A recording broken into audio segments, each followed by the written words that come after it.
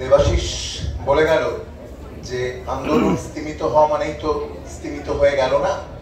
আসলে এই 9ই আগস্টের পরে এই 5 মাস ধরে যে আন্দোলন বা যে জনজোয়ার আমরা দেখেছি, সেই আন্দোলনের যে রূপ বা সেই আন্দোলনের যে স্পিরিট, সেটা কিন্তু ধরা রয়েছে আমাদের মনে।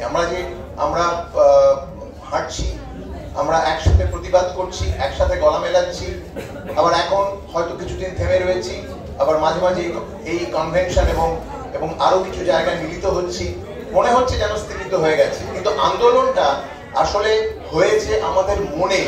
আমাদের মন, আমাদের মনন, আমাদের সত্তা এমন ভাবে পরিবর্তিত হয়েছে যে আমরা সেই ভাষাটা খুঁজে পেয়েছি, সেই প্রতিবাদ এবং প্রতিরোধের ভাষাটা খুঁজে পেয়েছি, সেই সাহসটা পেয়েছি আমরা যে আমরা রাষ্ট্রের অন্যায়ের বিরুদ্ধে রাস্তায় নামতে পারি। সুতরাং এই যে বিস্ফোরণের কথা দেবাশিস বলে গেল, সেই বিস্ফোরণটা কিন্তু শুধুমাত্র একটা জাগতিক বিস্ফোরণ না, সেই বিস্ফোরণটা হবে আমাদের মনে, এবং সেই বিস্ফোরণের হাত ধরেই আমরা দ্রোহের ভোর নিয়ে আসতে পারবো। আজকে আমি অনিতা অগ্নিহোত্রীর একটি কবিতা পড়ে শোনাচ্ছি।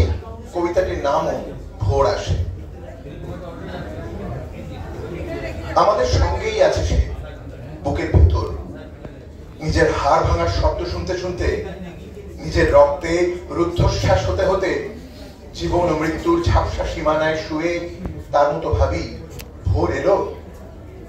সে আমাদের সঙ্গে হাঁটে, মিছিলের চিৎকারে তার গলা শুনতে পাই, অথচ সে রাতে কেন যে কেউ কিছু শুনতে পায়নি।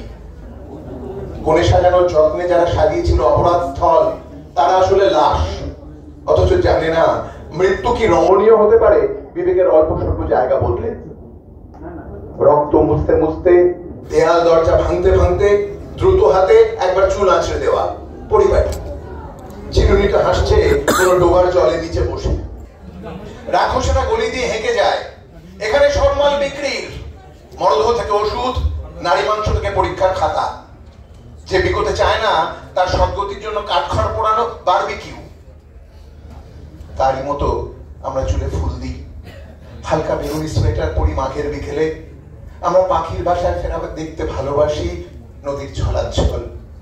হাত পা মাথা রক্তাক্ত হলেও আমাদের মাথার কাছে সাজানো থাকে ডায়েরি, পায়ের কাছে পরিপাটি জুতো।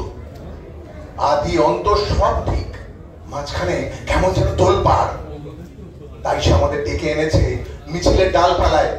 হাঁটতে হাঁটতে দেখি এত এত এত হৃদয় আমাদের সাথে, এত কথা, এত গান। জেগেছে মৃত্যুর অবরোধে জীবনের নিনাদ কল্লোল।